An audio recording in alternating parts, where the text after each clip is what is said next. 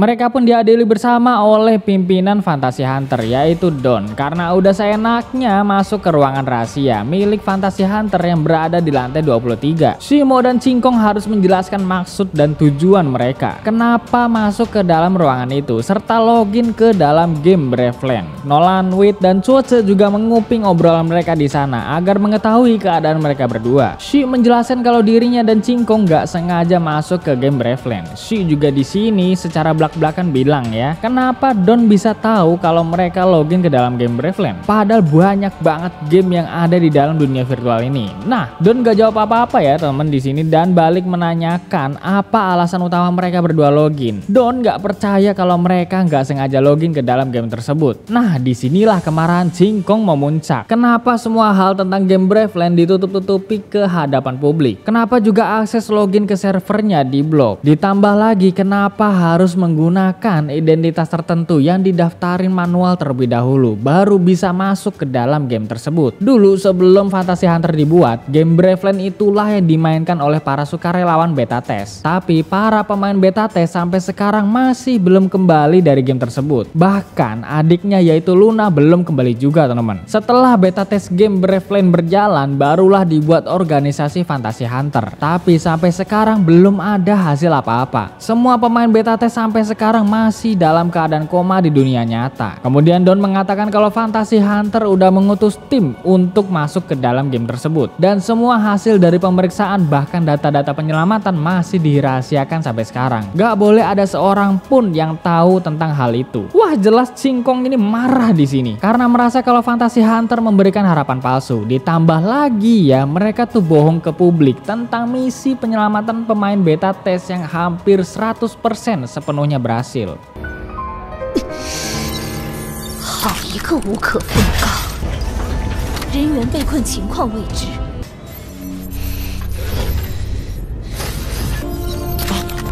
我让我唯一的妹妹足足等了12。怎么回事？磁场不稳定，哪来的感？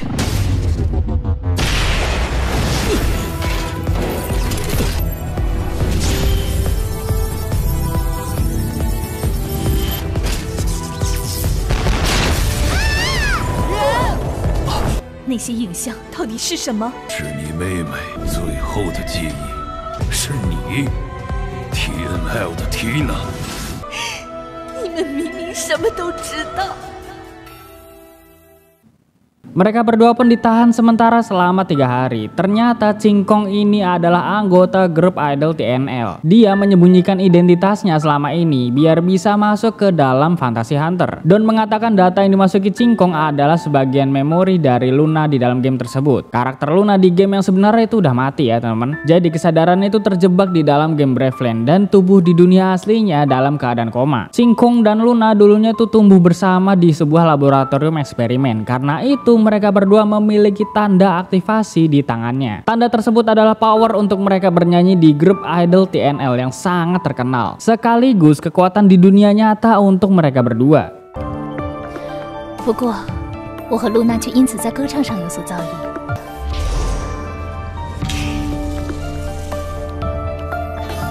即便可以用限制器来抑制，但还是能造成不少影响。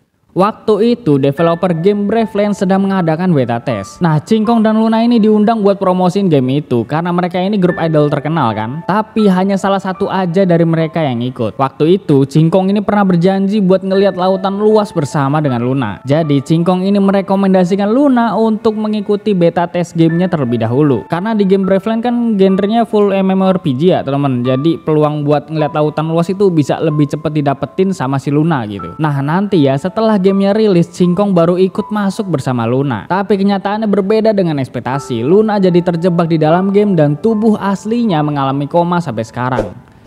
Nolan dan teman-teman lainnya juga diceritakan oleh Kapten Palong tentang kejadian kelam di masa lalu ini. Jelas mereka semua kaget karena kasus itu bener-bener nyata, bukan hanya sekedar rumor belaka gitu. Sekarang yang dimiliki Fantasy Hunter cuma server cadangan game Graveland aja. Server aslinya tuh udah bener-bener gak bisa dipulihkan. Nah, Fantasy Hunter ini udah mengutus tim berisi 20 orang, termasuk Leoria dan Sorens. Hunter tingkat paling atas di organisasi ini teman. Setelah 1 tahun berlalu, 20 orang ini masih belum kembali kembali ke dunia nyata. Jadi udah dipastikan mereka juga ikut terjebak di dalam game tersebut guys. Awalnya ya Fantasy Hunter mau mengabaikan dan menutup kasus ini selamanya karena udah pasrah dan gak nemu jalan keluar. Tapi tepat pada sebulan yang lalu gelombang otak Luna ini melemah ya karena secara tiba-tiba mengirimkan data memori dengan jumlah yang sangat banyak ke dalam sistem Fantasy Hunter. Nah dari data inilah bisa jadi acuan untuk menyelamatkan pemain beta test dan tim Hunter lainnya. Para staff sekaligus developer game Bravely juga ngilang tanpa jejak dalam semalam loh. Seakan-akan itu cuek dengan masalah ini dan sama sekali nggak bertanggung jawab. Yang lebih parahnya lagi, berita tentang terjebaknya pemain ini bener-bener cepet menghilang. Sampai-sampai masyarakat tuh nggak menganggap kasus ini atau bahkan sampai melupakan kejadian tersebut. Ih sadis sih. Seakan-akan ya cuma kabar angin atau rumor doang saking misterinya kasus ini teman-teman. Luna 她还有心跳，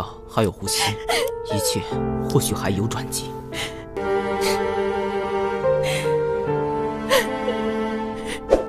Keesokan harinya saat di kelas, Chuoce bener-bener bertekad untuk menyelamatkan Sorens karena dia adalah anak angkatnya Sorens teman. Ini aku taunya dari novel ya, soalnya di Tonghua tuh nggak diceritain detail guys tentang si Sorens ini. Lalu Nolan diam-diam menganalisa gimana caranya biar bisa menyelamatkan mereka semua. Karena kalau satu persatu pemain kudu didatengin biar bisa sadar kalau ini cuma dunia virtual gitu, ya nggak mungkin guys, bakal makan waktu gitu. Nah di sini Chuoce dan Wit yang mengetahui tingkah laku Nolan memintanya untuk menjelaskan detail mengenai analisa yang udah dibuatnya. Nolan pun gak bisa menolak dan langsung menjelaskan solusi terbaik yang bisa dilakuin adalah kita semua harus menyelesaikan game Bravely agar bisa mereset plot endingnya menjadi happy ending. Lalu mereka semua yang terjebak bisa tersadar dan keluar dari game tersebut. Nah analisa Nolan ini juga disampaikan ke Kapten Palong dan dirinya pun setuju lalu mengeluarkan Shimo dan Cingkong dari tahanan. BTW sebelum lanjut ke alur episode 5 ini aku mau kasih info tambahan dari novelnya. Soalnya di Tonghua ini ada cerita yang bolong-bolong gitu nih. Kalau misalnya kalian nonton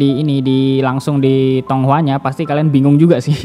Jadi aku campur ya ceritanya dengan novel. Oke, yang pertama, Wit itu adalah anak orang kaya ya guys. Dan keluarganya Wit membantu investasi pengembangan game Brave Continent. Karena hal itu Wit juga punya rasa bersalah tentang Luna gara-gara dia masih terjebak di dalam game gitu. Jadi Wit ini sepenuhnya ngebantu teman-teman lain dalam hal apapun. Bahkan kalau misalnya perlu biaya ya, Wit siap untuk menanggung semuanya lah. Nah yang kedua ini, zona waktu di game Brave Continent atau Braveland lebih cepat dari dunia nyata teman. Dan di dalam game ini tuh ada 12 ras ya teman-teman. Ini aku nggak tahu juga ras apa aja. Soalnya gak disebutin detail di prolog novelnya. Mungkin bakal disebutin kalau misalnya udah baca di pertengahan chapter novel. Aku sampai sekarang juga masih baca sih. Soalnya biar nggak ada nggak ada misinfo dari novel ataupun Tonghuanya begitu.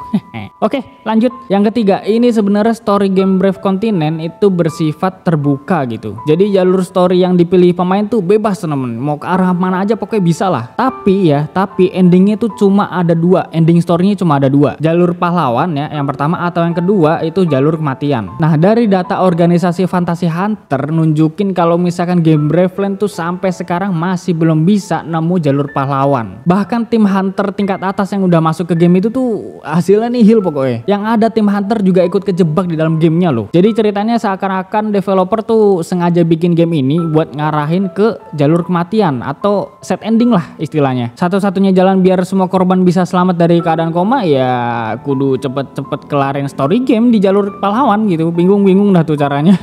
Berasa kayak gacha ya itu soalnya hasil akhirnya hoki-hokian jir. Oke segitu aja untuk informasi tambahannya. Cukup panjang sih ini. Ya wes gak apa-apa lah yang penting kita langsung lanjut ke episode 5 guys.